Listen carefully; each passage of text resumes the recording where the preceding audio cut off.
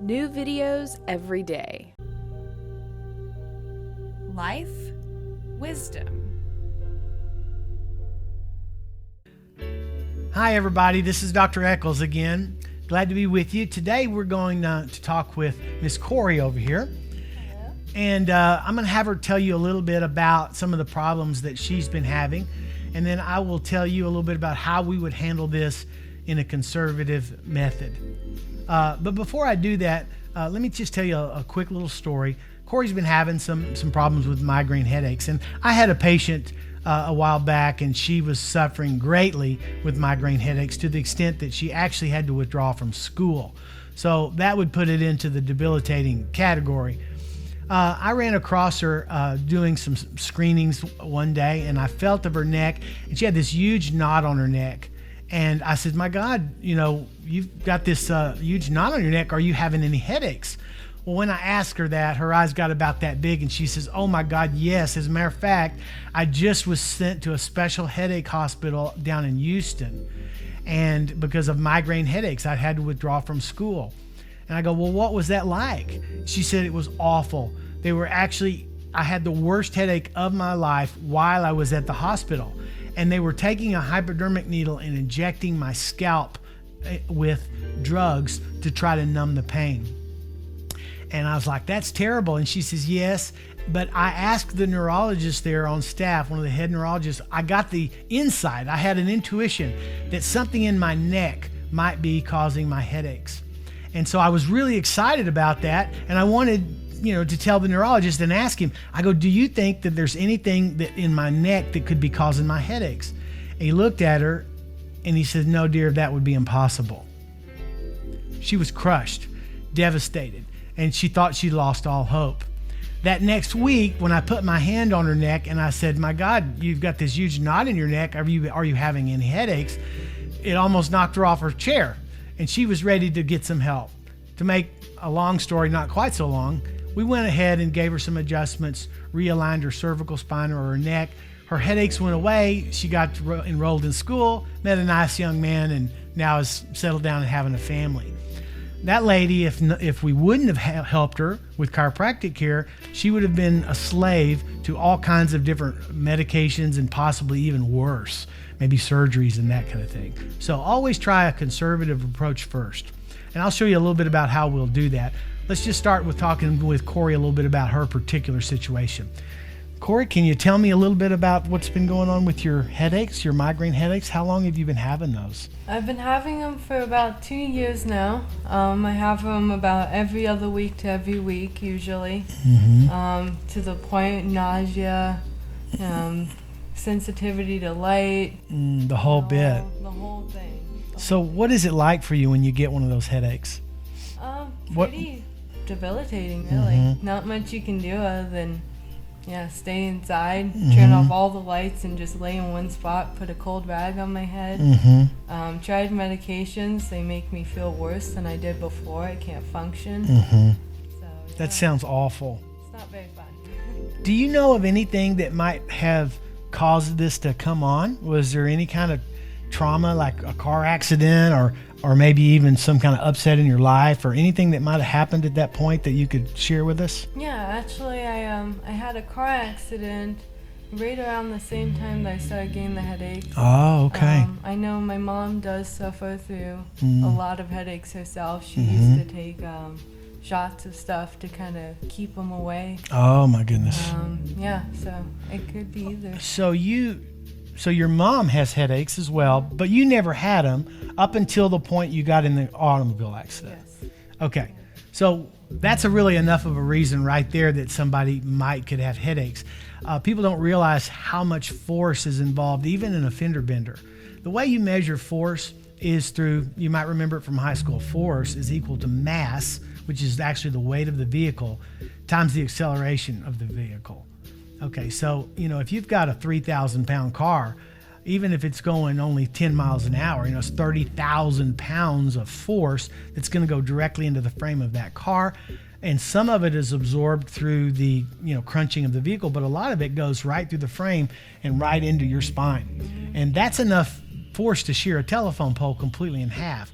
So it could definitely do some damage to your spine, even at low velocities. So it's important to realize that. There can be a lot of soft tissue injury and that kind of thing. So when I would see that, I would probably want to, do a full examination on her and find out exactly if that could be the cause of some of the headaches that she's having. Now, you also mentioned that you were having some TMJ problems. Can you tell? Yeah. TMJ stands for the temporomandibular joint. You don't really need to know that, except it's the jaw. It's what you can feel moving right here. And oftentimes when that's out of alignment, it can be responsible for headaches too. Tell me a little bit about that. Just started getting it recently, probably last year or so. Having trouble a lot with swelling in the jaw here, a lot of pain. My teeth are always constantly hurting. I think it has a lot to do with the headaches is what I've kind of collected too. It seems to bring them on because of the pain and the swelling. Oh, I see. So your jaw will start hurting and then your head will start hurting? Yep. Does your head ever hurt without your jaw hurting? Yes. Okay. Yes. So you've got both going on. Yeah. Okay. Everybody's entitled to have more than one problem. And oftentimes we'll treat these problems, together. But she's having some TMJ problems. Does it hurt you to eat sometimes? It hurts to open the mouth? Constantly clamping my mouth shut. Okay. Without realizing it. Okay. Have you seen anybody for this problem? Nope, my doctor just told me that I had TMJ and to probably not go to the dentist about it and just try and put ice packs on it, try and do night guards, slings, different things like that. So far, nothing's really brought much relief to it. I see. Do you have any idea why he told you not to go to the dentist for that? Because oftentimes dentists, make guards and things to help you position it properly. No, he didn't say anything. Didn't say? That they would treat it like a sore injury and they wouldn't do much about it. Okay. All right. Well, everybody's got their opinion, I guess. So these are kind of problems that we really love to treat in our clinic. First of all, because they give so much relief to the patient. And there's minimal to no risk involved, as opposed to going in and doing spinal surgery. You've got a lot of risk, or dangerous drugs, and you can't even function really when you're on those medications, right? Yeah. So we want to try to avoid that if at all possible. So a little bit of anatomy. Corey and all of us that are normal, we have 7 bones here in the neck, starting down at the base of the spine. This is called C7, and it goes all the way up to C1, which is called the atlas. You may remember in Greek mythology, Atlas was the guy that held up the world. Well, her whole world is right between her ears, right here. And the atlas is what's holding it up here. Now, oftentimes, if this atlas, through a car accident or a slip or a fall, it could even be through a difficult birth. It could be due to any number of reasons. If that atlas is to shift out of place, it can actually start to build up pressure along the base of the brain stem. The brain actually sends the stem of the brain down into the hole of the atlas during life. Okay, when you're dead, it actually retracts out of there. But in life, it's actually in there. And if that atlas shifts out of place and it puts pressure on the brain stem, do you think that might cause a headache? Yes or yes? Yes. Absolutely, yes. And those nerves that come from back here, right in this area, they actually come out of the spine and they radiate back up into the head. So anytime there's pressure there, mechanical pressure, then that can definitely cause a migraine headache. Now, are there other reasons and causes for having migraines? Sure, there can be a lot of them. But this is one of the more common ones that we see. Gallbladder issues can sometimes cause headaches like this. Dehydration, food allergies, there's a whole host of different things that can cause it. But in school, they taught us when you hear hoofbeats, think horses, not zebras. You always want to think of the most common things first and then start eliminating them that way. So what I'd like to do with you is just do a few quick checks with your neck, and then we'll see if we can, and maybe your jaw, and then we'll see if we can't give you some relief. How about that? Awesome. Sounds great. Okay, so we've got Miss Corey on the table. You comfortable? Mm-hmm. Okay, very good. And we've already talked to her about she's got some headaches, some TMJ problems. She's having them really frequently, every, a couple of times a month. Oh, yeah. At least, right? Maybe more, yeah? So just so you'll know, a lot of people think that headaches are normal. They're not. If you've got pain anywhere in your body that's not normal, it may be common, but it's not normal. They say that 1 to 2 headaches a year is considered normal, okay? So if you're having more than 1 or 2 a year, there's a problem, and it needs to be figured out what it is and then get it corrected. Otherwise, those problems just kind of tend to get worse and worse and worse as you go on. So headaches are a lot of times I hear my patients say, well, the headaches, it isn't really a problem for me. And that's from a patient's perspective.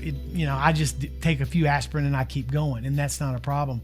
You got to understand from a doctor's perspective, that's a completely a different issue, because maybe the headache is not a problem for you, which in your case, I know it is. But let's say it's just a tension headache and it's not a problem. That the headache is not the problem, but there's something that's causing it, and that could be a problem. You may have a gallbladder that's fixing to go out on you, and they end up having to have surgery for it. You could have some other sort of metabolic disorder that are causing those. So just because the oil light on your car comes on, no big deal, right? It's just a light on your car. It's not affecting you. But what it signifies is very important, and that's the way a doctor will look at it. So a lot of times patients will just brush off the fact that, those headaches don't really bother me. I just take a couple of pills and I'm fine and I'm good, and I've been doing that for years. That's not safe, and it's not a good idea. It's not a good practice. You need to figure out why that is, and so we can be as healthy as we can. Okay, so with Corey, we're going to do a little checking on her neck area up here to find out exactly where the problem is. Push right here for me. I'm just doing a little bit of muscle testing here, and we're trying to locate the problem. Now right here, it's very sensitive, and her arm really gets weak here. And now we're going to determine which direction we need to adjust the vertebra, which I just did. And this is important because a lot of chiropractors out there, they'll just grab your neck and adjust it. And oftentimes that can be great, and it can be fine, and it can really help. But sometimes it doesn't. And I have found that if you'll adjust the vertebra in the exact way and the direct direction that it needs to be adjusted, you'll get a lot better results. And by using this method that we just did here, I can find the exact vertebra that needs to be adjusted and then find the direction that it needs to be adjusted in. And hers needs to be adjusted there.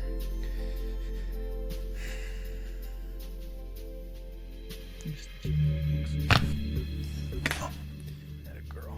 How'd that feel? Awesome. Very good. Okay, so we gone ahead and made that adjustment.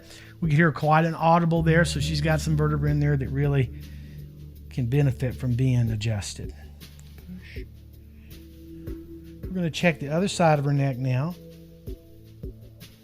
There it is. Okay.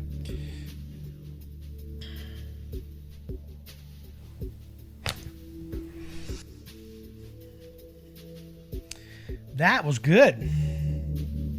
Push here. Great. So now that we've got her cervical spine or her neck adjusted, does that feel a little bit more relaxed? Feels a lot looser now than it did. Yeah, get a lot of tension built up there when they're out of place.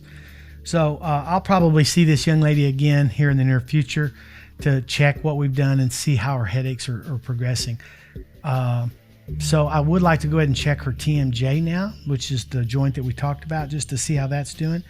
And I'm going to have you open your mouth for me slow. Put your mouth closed. Now open real slow. Keep it opened all the way. Keep going. Aha, there it goes. So it deviates. Is this one of the sides that it hurts on, or is it more on the other side? It's this side. Okay, I can really feel it when she opens her jaw. It'll deviate down. Okay, open. Okay, and it's tender there. Okay, so let's do this again. Push here.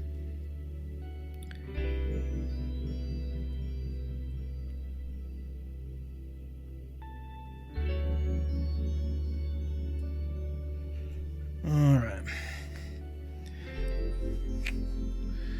This way. You okay there? All right. Let me get my hand right on this. I'm just going to push up here a little bit. There we go. Yeah, that a girl. So we just moved her TMJ, her jaw, and now when I test it, it's a little bit stronger. Is it as tender now, or is it still pretty tender there? No. It's not? Actually, no. Okay, so that may have made a big difference just right away. Weird, huh? Yeah, weird. So what has happened is her TMJ was out of place.